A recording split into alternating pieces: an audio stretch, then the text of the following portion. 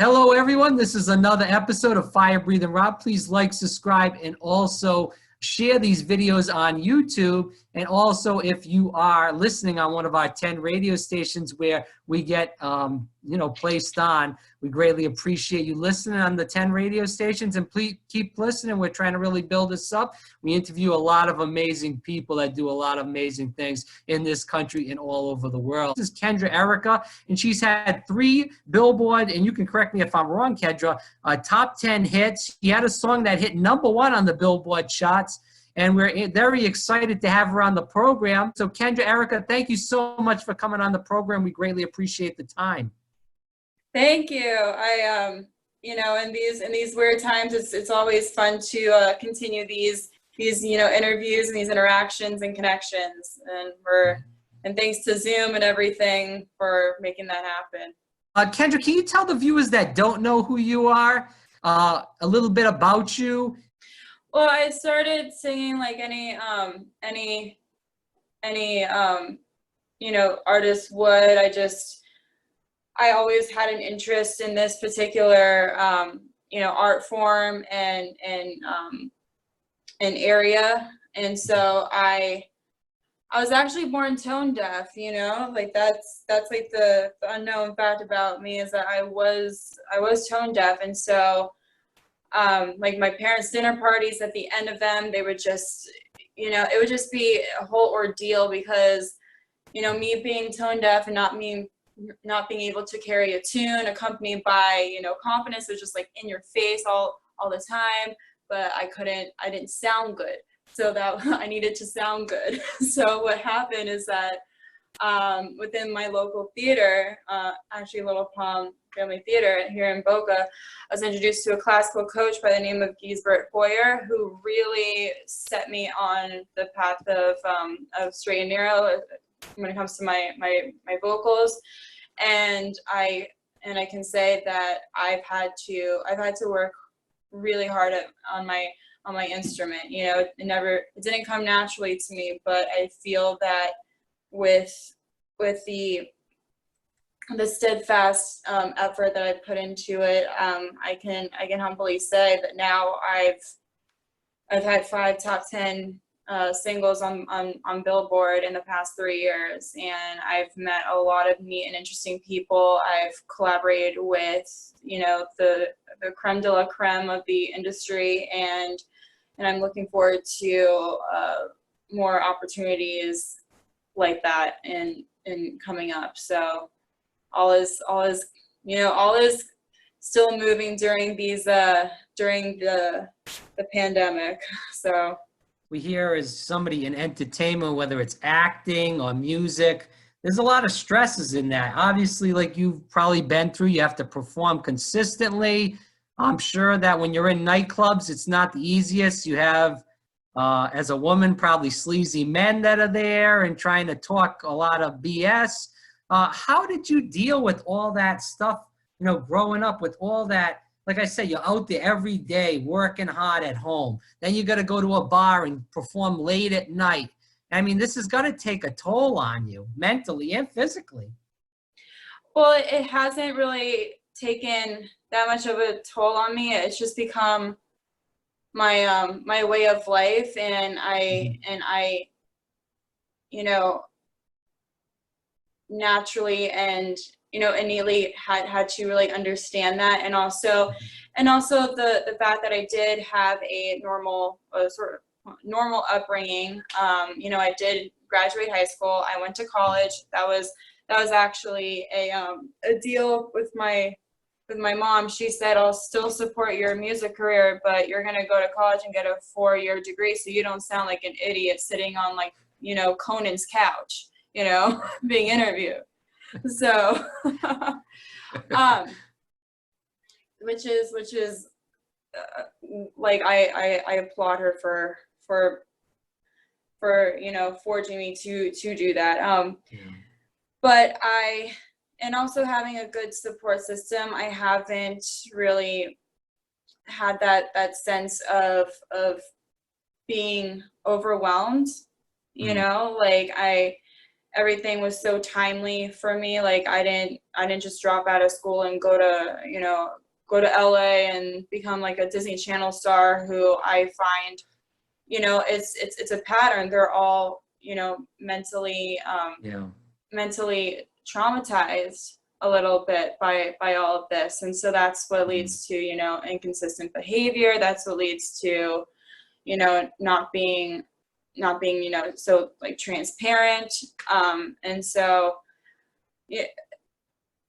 it seems like it could be overwhelming, but for me, it's a way of life. It's a lifestyle, and I don't really consider it being work, because especially when you're at clubs, at venues, performing, like I find it to be, that's where I come alive, because I feed off of a lot of the energy, and vice versa, and it just becomes this whole experience of transcending wavelengths, which I love, because I'm sensitive AF and intuitive AF. And this is Kendra Erika. She is a singer-songwriter from Boca Raton, Florida, and she has five hits on the Billboard Top 10 chart. And how many number ones do you have? Is it one or two?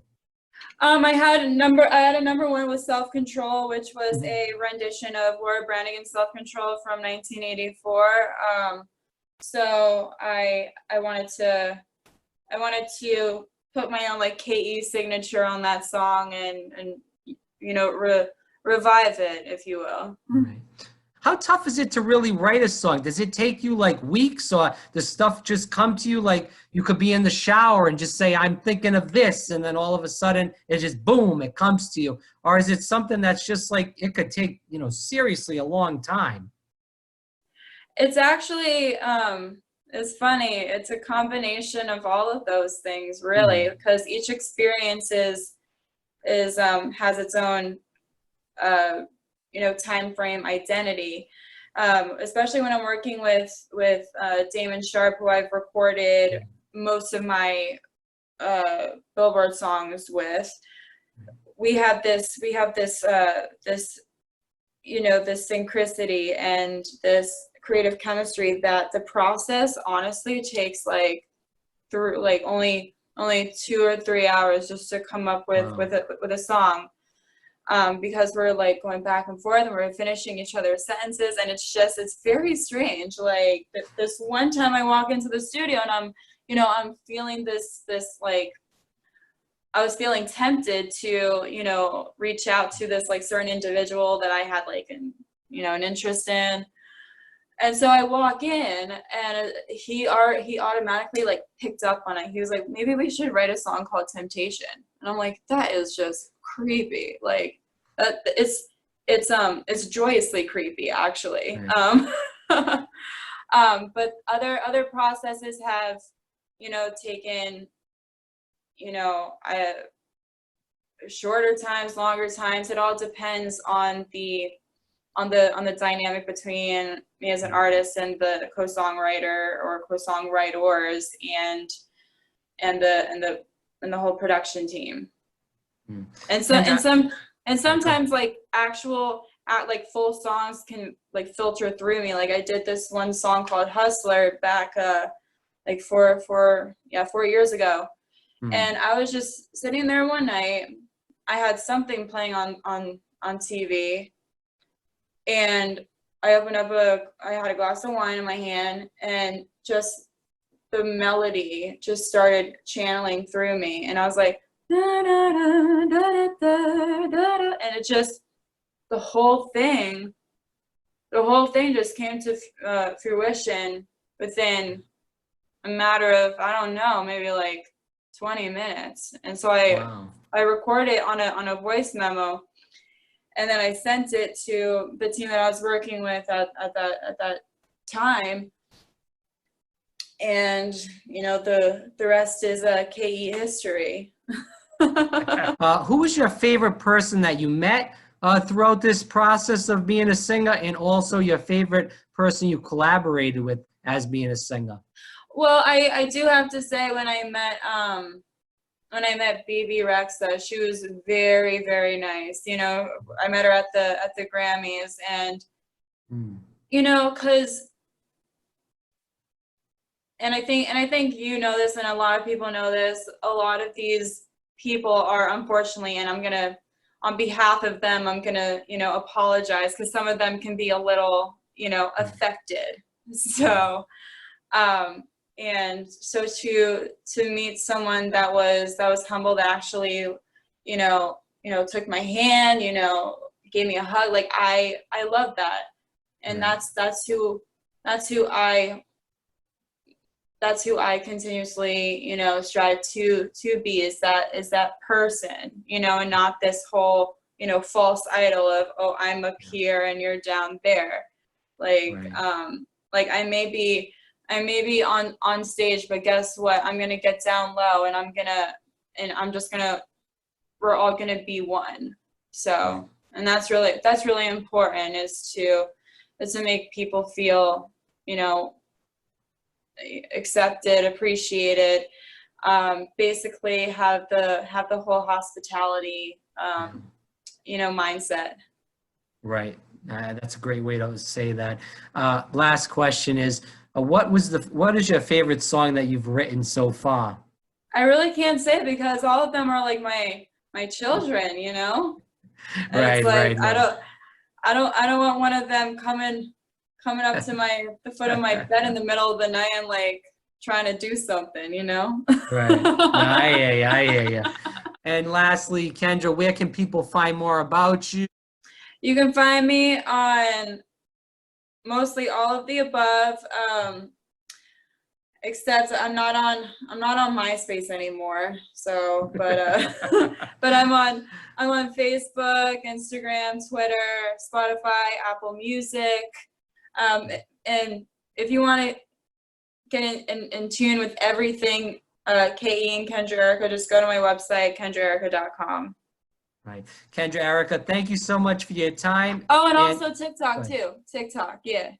Oh, you're on TikTok too? All right. Oh, I've been having a lot of fun. It was definitely, painfully slow getting started, because I was like, oh, another platform I have to like put on my plate.